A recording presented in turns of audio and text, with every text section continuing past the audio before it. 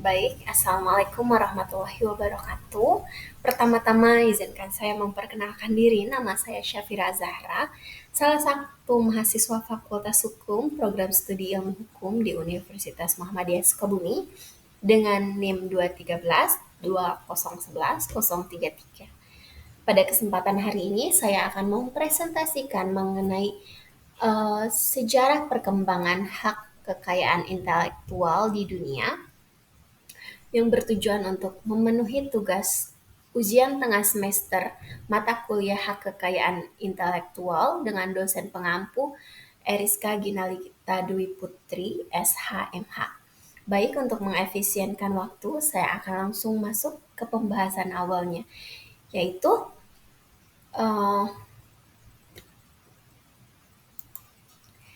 hak kekayaan intelektual atau HKI telah berkembang selama berabad-abad, mencerminkan perubahan budaya, teknologi, dan ekonomi di berbagai negara. Baik, sebenarnya kapan sih awal atau sejarah hak kekayaan intelektual itu bermula? Yang pertama yaitu pada masa awal HKI, hak kekayaan intelektual mulai diakui pada zaman Renaissance di Eropa.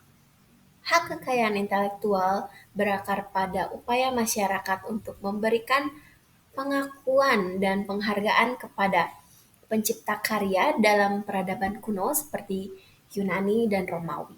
Kreator seni sering diberikan hadiah atau pengakuan publik sebagai imbalan atas karya yang mereka ciptakan meskipun konsep hak belum ditemukan. Contoh awalnya yaitu Venetian Patent Statute pada tahun 1474 di Venesia, Italia, yang memberikan perlindungan kepada inovator. Undang-undang ini dianggap sebagai paten formal pertama yang memberikan hak eksklusif kepada penemu selama 10 tahun. Inggris juga mengembangkan sistem paten yang berpuncak pada Statute of Monopolies pada tahun 1624, memberikan perlindungan legal kepada penemu asli dan membatasi monopoli yang tidak sah. Yang kedua yaitu pada era percetakan dan hak cipta. Puncaknya ada di Statute of Anne pada tahun 1710 di Inggris yang dianggap sebagai undang-undang hak cipta pertama di dunia. Undang-undang ini memberikan perlindungan hak cipta pertama kepada penulis di Inggris, menciptakan dasar sistem hak cipta modern. Tujuannya adalah untuk mendukung penulis dengan memberikan mereka kendali atas distribusi karya mereka selama 14 tahun dan dapat diperpanjang sekali. Selanjutnya, pada pengakuan internasional awal. Pada abad ke-19, revolusi industri memicu kebutuhan perlindungan internasional. Sebagai dasarnya, ada kasus terkenal yaitu penemu mesin tenun Jacquard di Prancis yang desainnya sering dijiplak tanpa izin, memicu diskusi global tentang perlindungan hak kekayaan intelektual. Selanjutnya, eh, saya akan membahas mengenai pengembangan internasional HKI.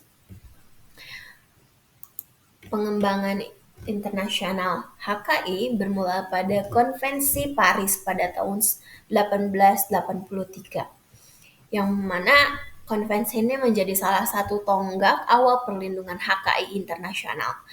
Selain itu, konvensi ini juga melindungi paten, merek dagang, dan desain industri di negara-negara anggota fokusnya. Yang kedua yaitu Konvensi Bern pada tahun 1886. Konvensi ini melindungi hak cipta, karya, dan sastra dan seni. Prinsip dasar dari konvensi ini yaitu melindungi atau perlindungan otomatis tanpa perlu adanya pendaftaran formal. Yang selanjutnya yaitu Badan HKI Dunia atau WIPO pada tahun 1967. Organisasi Kekayaan Intelektual Dunia atau WIPO dibentuk sebagai bagian dari PBB untuk mengelola perlindungan HKI secara global. WIPO memfasilitasi perjanjian penting seperti perjanjian TRIPS pada tahun 1995 yang mengintegrasikan HKI dalam perdagangan internasional melalui WTO. Selanjutnya ada era digital dan tantangan baru. Eh, Digitalisasi mengubah cara karya dilindungi dan disebarkan. Kasus terkenal pada era ini yaitu gugatan terhadap Napster pada tahun 2001, yaitu platform berbagi file musik yang dianggap melanggar hak cipta. Pada era ini, WIPO dan TRIPS Agreement.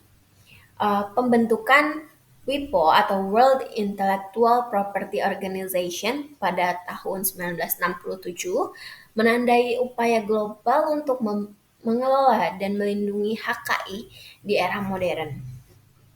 Selanjutnya ada Perjanjian TRIPS atau Trade Related Aspect of Intellectual Property Rights pada tahun 1995 yang merupakan bagian dari WTO, mengintegrasikan HKI dalam sistem perdagangan internasional.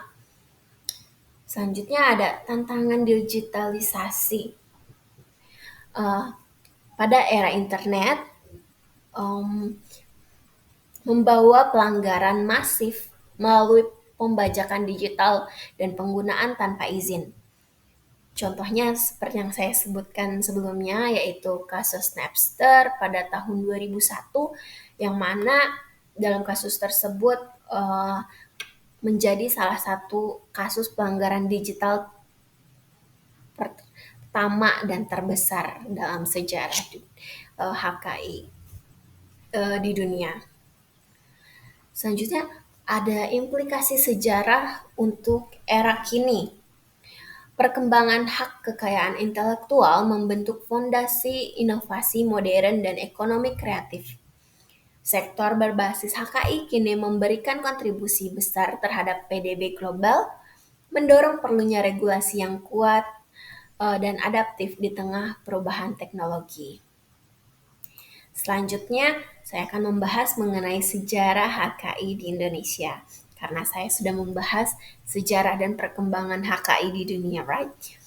Selanjutnya, perkembangan awal. Di Indonesia mulai memperhatikan HKI pada era penjajahan Belanda yang membawa pengaruh hukum Eropa, yaitu penerapan aturan lama. Setelah kemerdekaan, Indonesia sementara masih menggunakan peraturan warisan Belanda untuk perlindungan HKI seperti paten dan merek dagang. Namun fokusnya lebih stabilisasi ekonomi dan politik daripada pembentukan aturan HKI yang baru.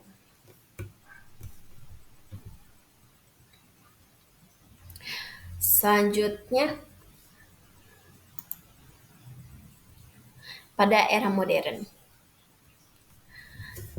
Pada tahun 1979, Indonesia menjadi anggota World Intellectual Property atau WIPO, menandai keterlibatan aktif dalam perlindungan HKI secara global.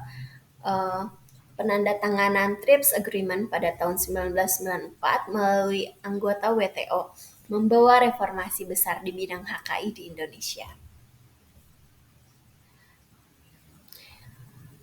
Setelah itu ada undang-undang terkini sebagai dampak dari era modern, yaitu adanya terciptanya Undang-Undang Nomor 28 2014 tentang hak cipta, yang mana undang-undang ini memperluas perlindungan hak moral, hak ekonomi, termasuk dalam konteks digital. Yang selanjutnya ada Undang-Undang Nomor 13 Tahun 2016 tentang paten, di mana undang-undang ini mengatur perlindungan inovasi di era digital. Selanjutnya, di era digital ini, tepatnya pada tahun 2000-an hingga saat ini, tantangan HKI mulai bermunculan. Tantangan yang paling besar dan dihadapi saat ini yaitu tantangan digitalisasi, di mana era internet memunculkan berbagai kasus pelanggaran HKI termasuk dari pembajakan film, musik, perangkat lunak, dan lainnya. Dari tantangan tersebut, upaya perlindungan budaya eh, dan HKI terus digiatkan oleh Indonesia. Eh, Contohnya dari adanya peraturan untuk era digital yaitu revisi Undang-Undang Hak Cipta tahun 2014 mencangkup perlindungan karya di platform digital dan kerjasama dengan platform seperti YouTube dan lainnya untuk melindungi royalti musisi atau pencipta karya yang lain. Baik, eh, selanjutnya ada pentingnya HKI di era modern. Hak kekayaan intelektual kini menjadi tulang punggung ekonomi kreatif di seluruh dunia.